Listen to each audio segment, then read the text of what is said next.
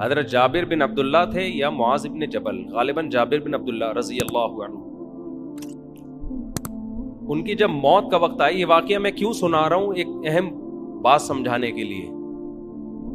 ان کی جب موت کا وقت آیا نا تو وہ رونے لگے. لوگ سمجھے کہ شاید موت سے ڈر گئے ہیں. پوچھا کہ آپ کیوں رو رہے ہیں؟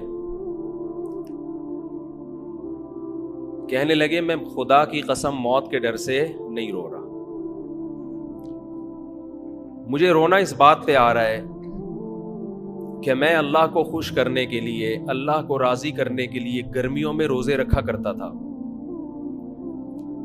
شدید پیاس برداشت کرتا تھا. کس کے لیے؟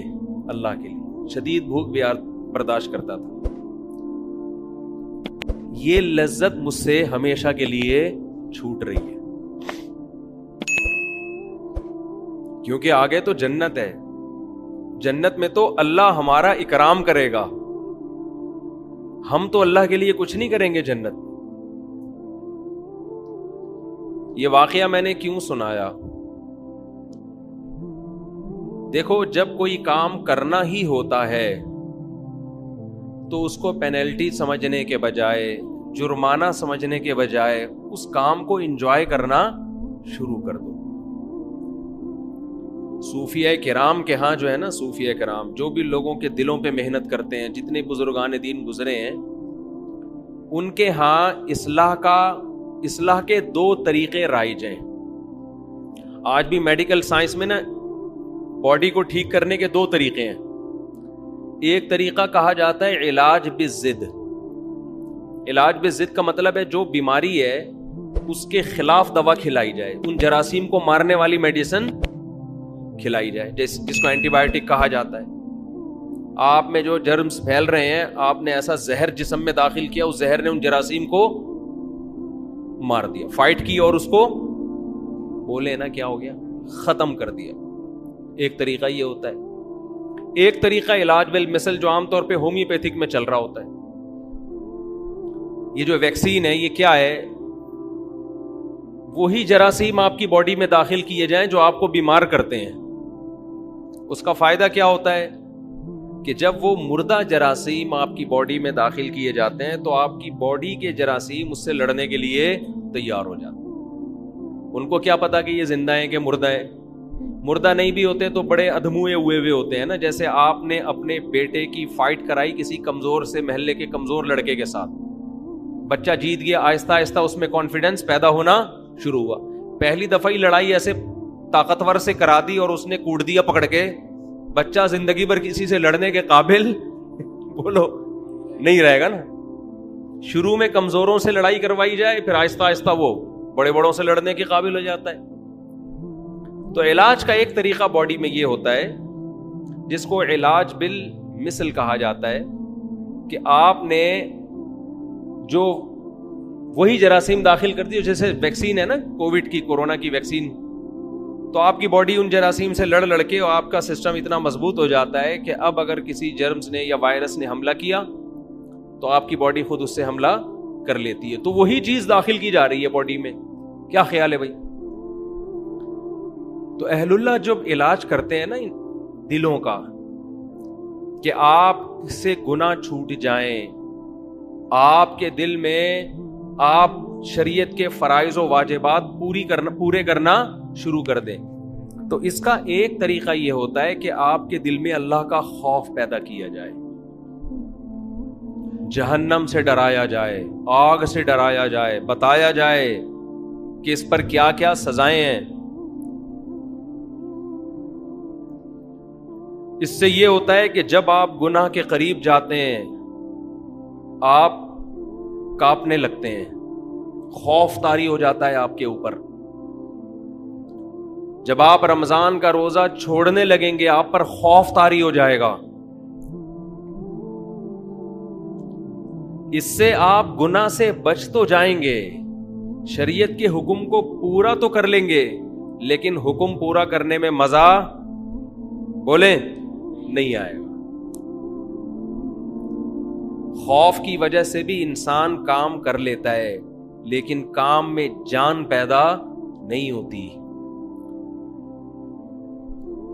کچھ طلبہ وہ ہوتے ہیں جو ایگزام کی تیاری کے لیے پڑھتے ہیں، انہیں پڑھنے کا شوق بالکل بھی نہیں ہوتا، ڈر ہوتا ہے کہ کل فیل ہو جائیں گے، ابا سے مار پڑے گی، یہ ہو جائے گا وہ ہو جائے گا۔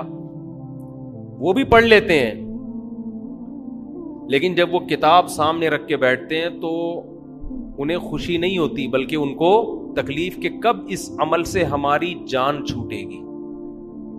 سمجھتے ہو؟ یہ لوگ زیادہ ترقی نہیں کر پاتے، یہ دھکے دے دے کے چلتے رہیں گے، ایک دن بیزار ہو کے بھاگ جائیں گے۔ اور ایک طریقہ یہ ہوتا ہے کہ آپ جو کام کر رہے ہیں، جو ذمہ داری آپ کو دی گئی، اس میں آپ کی دلچسپی پیدا ہو جائے، وہ کام آپ کے لیے مزیدار ہو جائے۔ گناہ کبھی اللہ کے خوف سے انسان چھوڑتا ہے، کبھی اللہ کی محبت میں چھوڑتا ہے۔ محبت میں جب کام کیا جاتا ہے تو وہ کام مزیدار ہو جاتا ہے، اس میں دل لگتا ہے انسان کا۔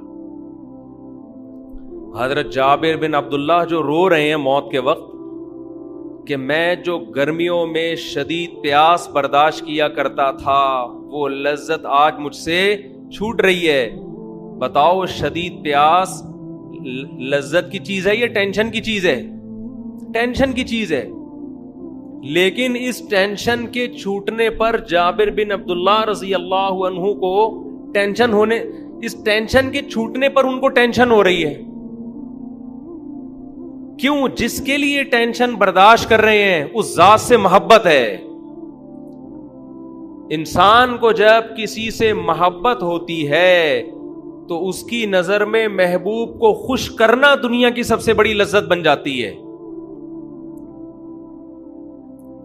تو رمضان کے روزے آپ پہ فرض ہیں، وہ رکھنے ہیں، چاہو ٹینشن سے رکھ لو، چاہو اللہ کی محبت میں رکھ لو۔ میں پشاور میں تھا، ہمارے ایک دوست پٹھان تھے، بوڑھے۔ بعض دفعہ لوگ اتنے اخلاص سے بات کہتے ہیں کہ وہ 2-3 گھنٹوں کی تقریر ایک طرف اور 2 جملے ایک طرف، ان 2 جملوں سے ایسی موٹیویشن ملتی ہے کہ 1-2 گھنٹوں کی تقریروں سے وہ موٹیویشن نہیں ملتی۔ آپ کو پتہ ہے، ہم جب کسی محفل میں ہوں اور شادیوں کی بات نہ ہو تو ایسا ہوتا ہے نہیں۔ اب تک کی رپورٹ کے مطابق اس طرح کبھی میری معلومات کی حد تک ایسا ہوا نہیں۔ تو وہاں بھی یہی بات موضوع، میں خود نہیں چھیڑ رہا ہوتا تو دوسرے چھیڑ دیتے ہیں۔ تو پشاور میں ہماری دعوت تھی، وہ بوڑھے پٹھان تھے، بڑا انہوں نے ہمارا اکرام کیا، تھے بھی بڑے مالدار۔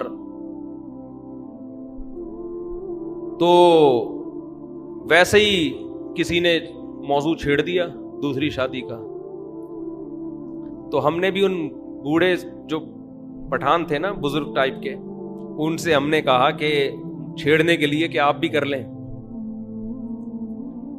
اللہ نے آپ کو اتنا مال دیا ہے، اور تھے بھی بوڑھے ہو کے بھی بڑے فٹ فاٹ تھے وہ۔ تو کسی نے کہہ دیا کہ بھائی اللہ نے اس کام میں بڑی لذت رکھی ہے شادیوں میں، ایسی بات چل پڑی نا۔ کسی نے کہا کہ نہیں جی لذت جو ہے وہ بکرا کھانے میں، کسی نے کہا جی مرغے پھوڑنے میں، ہر آدمی کے اپنے مزے ہیں۔ کسی نے کہا کہ جی انڈیا پاکستان کا میچ دیکھنے میں۔ وہ بزرگ نے بڑی زبردست بات کی، مجھے کہنے لگے مولوی صاحب لذت اللہ نے صرف 2 چیزوں میں رکھی ہے، لذت اللہ نے صرف، بولو، 2 چیزوں، ایک اپنی راہ میں لڑنے میں اور ایک روزہ افطار کرنے میں۔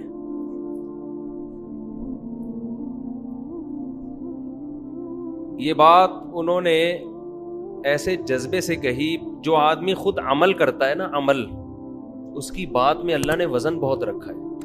شو مارنے کے لیے تو کوئی بھی کچھ بھی کہہ دے، گورنمنٹ کی طرف سے کوئی پابندی نہیں۔ آج کل بڑے بڑے موٹیویشنل اسپیکر پڑے ہوئے ہیں، ایسی تقریریں کر رہے ہوں گے، آپ کو لگے گا ان سے زیادہ نیک آج تک اس کائنات میں پیدا وہی نہیں۔ لیکن جب آپ ان کے پاس جاؤ تو 5 منٹ بات کرنے کے بھی پیسے مانگتے ہیں وہ۔ ان سے بولو نا کوئی نصیحت کر لو، کہہ رہے 50 روپے یہاں رکھ پھر نصیحت کروں گا میں تجھے. مکمل پروفیشنل بن چکے ہیں، پیسہ، بزنس، خیر خواہی کا جذبہ ہے، اچھے بھی ہیں، اچھے لوگ بھی ہیں. تو اس نے جو دل سے یہ بات کہی نا، اس بات کو کہے ہوئے میرا خیال ہے 7-8 مہینے ہو گئے. اتنا مزہ آیا اس کے منہ سے یہ 2 جملے سننے میں، اتنا مزہ آیا کہ جب میں یہ بیان کرتا ہوں نا، تو بیان کرتے ہوئے مجھے اپنے جذبات پہ کنٹرول نہیں ہو. سوچیں اس نے کتنے اخلاص سے یہ جملہ کہا ہوگا. اس کی ساری عمر لڑائی میں گزری ہے، ساری عمر.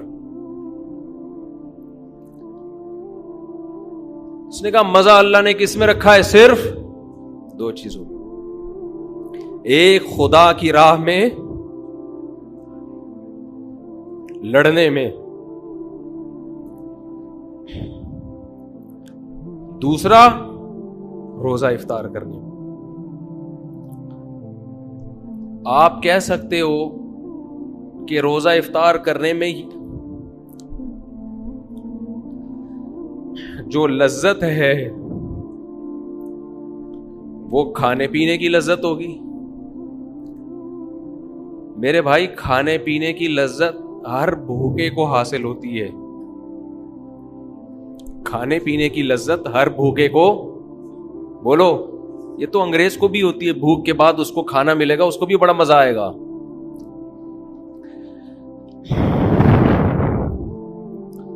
پیاس کے بعد پانی کی لذت ہندو کو بھی حاصل ہوتی ہے. اس بزرگ کا مطلب وہ لذت نہیں تھا جو ہر بھوکے اور ہر پیاسے کو کھانے اور پینے کے وقت، بولو، حاصل ہوتی ہے.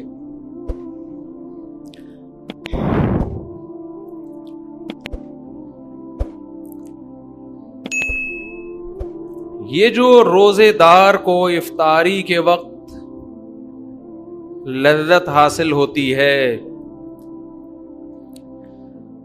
یہ وہ لذت ہے جس لذت کے حاصل کرنے کے لیے دل میں اللہ کی محبت کا ہونا، بولو، ضروری ہے.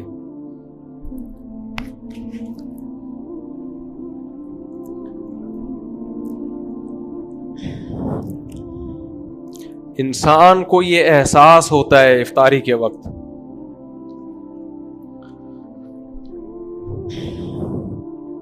ذرا تھوڑا سا ٹھنڈا پانی دے دیں.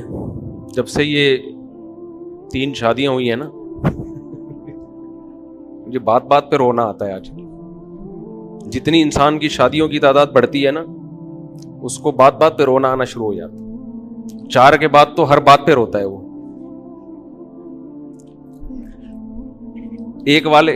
کسی نے کہی، میں نے سنا کہ وہ ایک آدمی کی 40 سال عمر ہو گئی، اب تک شادی نہیں ہوئی. کسی نے کہا کیوں نہیں ہوئی؟ کہہ رہے ہیں اس کو کسی بزرگ کی دعا لگی ہے. وہ دعا کیا لگی ہے؟ کسی بزرگ کی اس نے خدمت کی تھی، انہوں نے دعا دی تھی اللہ کرے تو ہمیشہ خوش رہے. اس کے بعد 40 سال ہو گئے. یہ موضوع ایسا جذباتی شروع ہو گیا، اس کو ہم نے بھی چینج کرنا ہے.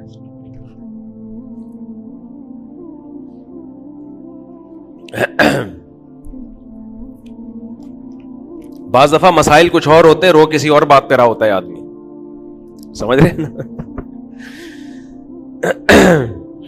خیر، کیا بات کر رہا تھا میں؟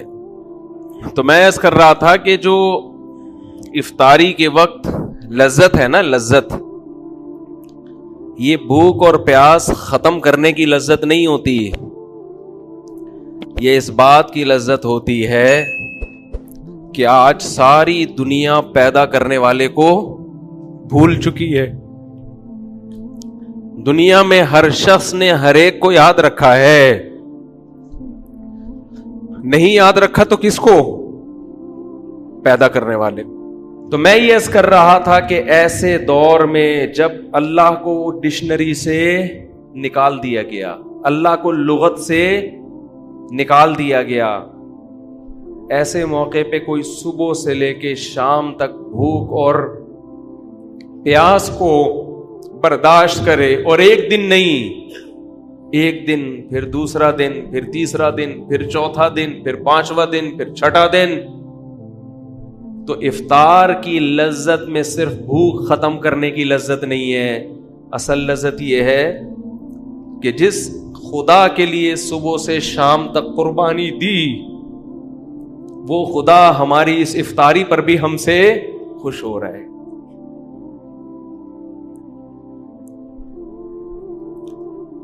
وہ ہمیں کھاتا دیکھ کے خوش ہو رہا ہے۔ تبھی تو ہمارے نبی صلی اللہ علیہ وسلم یہ دعا پڑھتے تھے، کیسی پیاری دعا، ذہب الظما،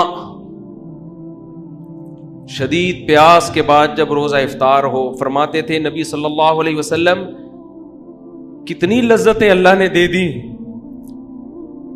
ذہب الظما، فرماتے پیاس چلی گئی۔ شدید پیاس میں آپ پانی پیتے ہیں، کیسا سکون ملتا ہے، ذہب الظما، پیاس چلی گئی، وابتلت العروق، رگیں تر ہو گئیں۔ سارا دن انسان بھوک اور پیاس کی وجہ سے کیسا خشک ہو جاتا ہے، سوکھ جاتا ہے۔ آپ نے دیکھا ہوگا افطاری کر کے جب لوگ نماز میں آتے ہیں، چہروں پہ کیسی رونق بحال ہو جاتی۔ عصر میں نمازیوں کی حالت دیکھا کریں اور مغرب میں دیکھا کریں، زمین اور آسمان کا فرق ہے، کیسی چہروں پہ رونق آتی ہے۔ ذہب الظما، فرمایا پیاس چلی گئی، وابتلت العروق، رگیں تر ہو گئیں۔ یہ مادی نعمت ہے، اور آگے فرماتے ہیں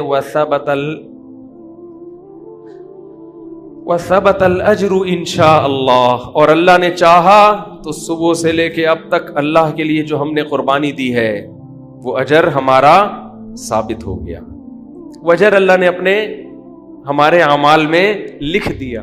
مزے ہی مزے، لذتیں ہی لذتیں۔ ان لذتوں سے ہمارا لبرل طبقہ، دنیا دار طبقہ اور غیر مسلم بولو محروم ہے۔ یہ لذت اس کو حاصل نہیں ہے۔ وہ بھی بھوکے رہتے ہیں ڈائٹنگ کرنے کے لیے، کولیسٹرول ختم کرنے کے لیے۔ ان کو ان کے ٹرینر نے کہا ہوتا ہے کہ ایک ٹائم کے کھانے کا ناغہ کر دو۔ اس بھوک کے بعد جب وہ کھاتے ہیں، ان کو وہ لذت محسوس نہیں ہوتی جو ہمیں افطاری کے وقت محسوس ہوتی ہے۔ افطاری میں اللہ نے صرف جسم میں سکون نہیں رکھا، بلکہ افطاری کے وقت اللہ نے روح کا سکون رکھا ہے، روح میں۔ یہی لذت اللہ نے سحری میں رکھی ہے۔ سحری کا وقت ایک ایسا ٹائم ہے جس وقت دنیا کی کوئی قوم نہیں کھاتی۔ کبھی نہیں دنیا میں سنا ہوگا آپ نے اس ٹائم پہ لوگ کھانا کھا رہے ہو، کبھی سنا ہے بھائی کہ جیپنیز صبح 4 بجے اٹھ کے کھانا کھاتے ہیں؟ کبھی سنا آپ نے؟ اگر سنا ہے تو بول دیں ہاں سنا ہے، نہیں سنا تو تھوڑا گردن ہلا دیں۔ کبھی سنا آپ نے؟ کھانے کا ٹائم نہیں ہے، کہیں بھی نہیں دنیا میں کھائے جاتا۔ نہ امریکی کھاتے ہیں، نہ جاپانی کھاتے ہیں، نہ چائنیز کھاتے ہیں، نہ ہندو کھاتے ہیں، نہ سکھ کھاتے ہیں۔ اللہ کو یہ ادا پسند آتی ہے کہ جہاں لوگوں نے میرا نام لینا چھوڑ دیا، ہر جگہ نفس پرستی۔ اب تو لوگ حکومت سے مطالبہ بھی صرف مہنگائی، صحت، ان چیزوں کا کرتے ہیں، اسلام کا مطالبہ کرنا بھی چھوڑ دیا۔ پہلے ہمارے سیاسی لیڈر اسلام کا نام لیتے تھے، مجھے ووٹ دے میں اسلام کو نافذ کروں گا۔ اب ہمارے سیاسی لیڈروں نے اسلام کا نام لینا چھوڑ دیا۔ ان کو پتہ ہے اسلام کے نام پہ ووٹ نہیں ملے گا، ووٹ ملے گا مہنگائی کے نام پہ، آزادی کے نام پہ۔ تو ایسے دور میں جب اللہ کو لوگوں نے اپنی کتابوں سے، اپنی ڈکشنری سے نکال دیا، تو نبی صلی اللہ علیہ وسلم نے فرمایا کہ اللہ اور اس کے فرشتے صبح سحری کھانے والوں کے لیے پر رحمت بھیجتے ہیں.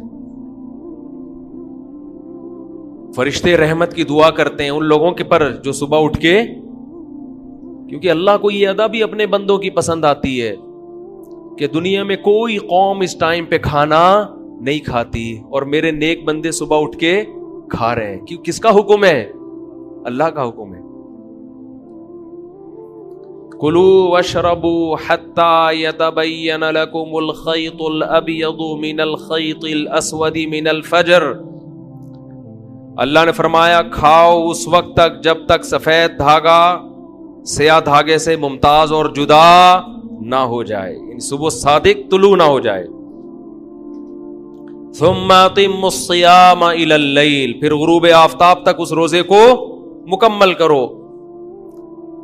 اے اللہ بہت مشکل حکم ہے, پوری روٹین تو نے ہماری چینج کر دی. اللہ نے تسلی دی ایام معدودات, پورے سال کے لیے نہیں کہہ رہا, گنے چنے دن ہیں, گنے چنے انگلیوں پہ گن سکتے ہو, اس سے زیادہ تمہیں میں مکلف نہیں بنا رہا. ویسے بھی آپ کی جنرل نالج کے لیے پاکستان میں 15 سال سے روزے 29 ہی ہو رہے ہیں. 30 روزے میری اور آپ کی نسلیں نہیں دیکھیں گی, مجھے تو ایسا ہی لگتا ہے. 2006 سے میں نوٹ کر رہا ہوں, اس سے پہلے کا مجھے یاد نہیں. یہ 2022 ہے, 2007 سے لے کے 2021 تک, اب 22 چل رہا ہے نا, یہ کتنے سال ہو گئے؟ 14 سال. ایک دفعہ بھی رمضان 30 کا نہیں ہوا ہے. یہ خود ایک بہت بڑا سوالیہ نشان ہے, سمجھتے ہو؟ ایک نشان ہے یہ کیا ہو رہا ہے مارکیٹ میں. محرم کبھی 30 کا ہوگا, کبھی منفی باتیں کرنے کا کوئی فائدہ نہیں ہوتا, لیکن بعض دفعہ آدمی اپنے جذبات کا تو اظہار کر سکتا ہے نا. محرم کبھی 29 کا ہوگا, کبھی 30 کا. سفر کبھی 29 کا, کبھی 30 کا. ربیع الاول کبھی 29 کا, کبھی 30 کا. 14-15 سال ہو گئے, رمضان 30 کا ہو کے نہیں دے رہا. ماہر فلکیات بعض دفعہ کہہ دیتے ہیں کہ ناممکن ہے کہ 29 ہو, سوری ہاں ناممکن ہے کہ 29 کو چاند نظر آئے, پھر بھی 29 ہی کا ہوتا ہے الحمدللہ. یہ ایک نشان ہے سوالیہ ہلال کمیٹی پر, سمجھ رہے ہو؟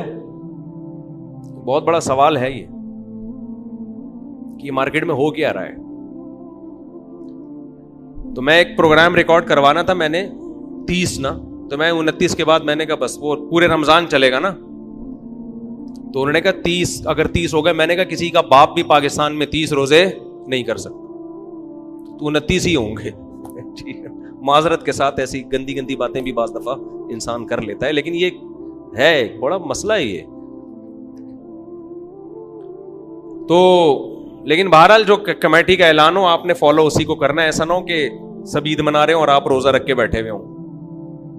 ہم بھی جو, کیونکہ گورنمنٹ کا جو فیصلہ ہوتا ہے ماننا پڑتا ہے. بنے کیوں کر جو ہو سب کار الٹا, ہم الٹے بات الٹی یار الٹا. خیر کہاں اچھی اچھی باتیں چل رہی تھی, پھر یہ بیچ میں کچھ باتیں غلط غلط آ گئی. بس جلدی سے سمیٹ کے ختم کرتا ہوں, بس 2 منٹ میں ختم کرتا ہوں. رمضان کے حوالے سے بات تو رمضان کی چل رہی تھی نا. تو میرے بھائی روزہ رکھو پابندی کے ساتھ, اسے جرمانہ سمجھ کے مت رکھو, پینلٹی سمجھ کے مت رکھو. اللہ کی محبت پیدا کرو اپنے اندر, اللہ کی محبت میں بھوکا پیاسا رہنا سیکھو. اور میں تو کہتا ہوں نفلی روزے بھی رکھا کرو, کچھ نفلی بھی رکھا کرو. غنیمت ہے, فرض رکھ لیں بڑی بات ہے, لیکن نفلی کا بھی عادی بناؤ. اور یہ خوب سمجھ لو روزہ رکھنے سے کبھی آپ کی صحت خراب نہیں ہوگی.